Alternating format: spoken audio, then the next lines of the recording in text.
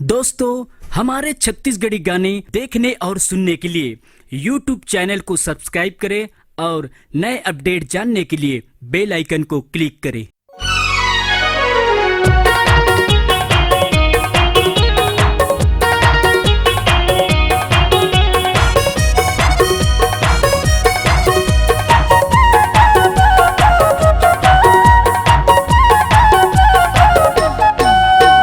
लिख लेना गोरी त लिख लेना वो, लिख लेना गोरी त लिख लेना वो, पूरा बतावा था पता तह लिख लेना वो, पूरा बतावा था पता तह लिख लेना वो। लिख ले हूँ टूरा मैं लिख ले हूँ रे, लिख ले हूँ टूरा मैं लिख ले हूँ रे, टूरा बता दे पता मैं हाँ लिख ले हूँ रे, टूरा बता दे पता मैं हाँ लिख ले हूँ रे।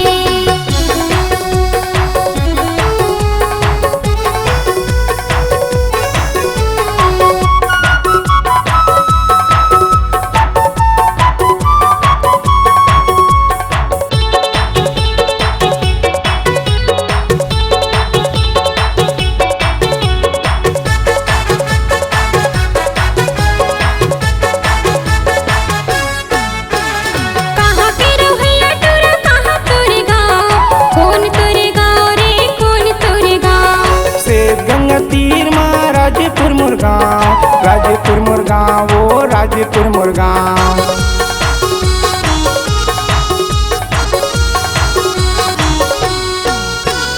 कहाँ के रहुइया टूरा कहाँ तोरे गाँव, कौन तोरे गाँव रे कौन तोरे गाँव। से गंगा तीर माँ राजपुर मुरगांव, राजपुर मुरगांव वो राजपुर मुरगांव।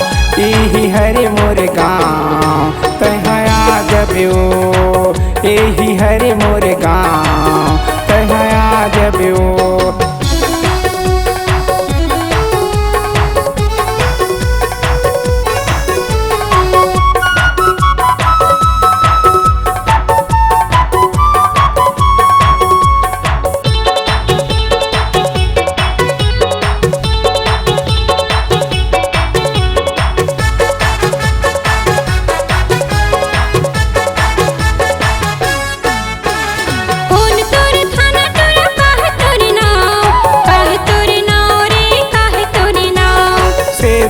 थाना टूरे गेंद लाल मुरना, गेंद लाल मुरना वो गेंद लाल मुरना।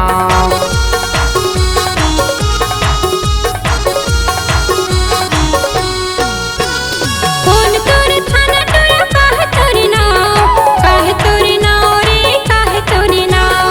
से गंगा थाना टूरे गेंद लाल मुरना, गेंद लाल मुरना वो गेंद लाल मुरना। लिख लेना पता तहाँ आ जबियो, लिख लेना पता तहाँ आ जबियो।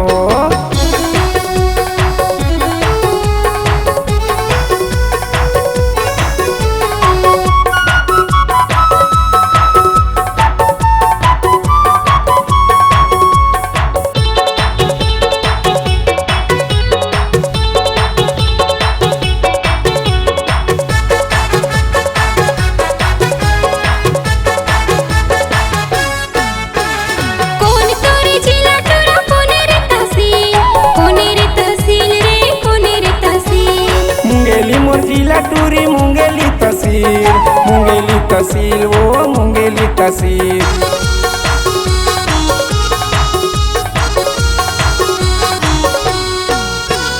कौन तोरे जिला टूरा कौन रे तहसील, कौन रे तहसील रे कौन रे तहसील।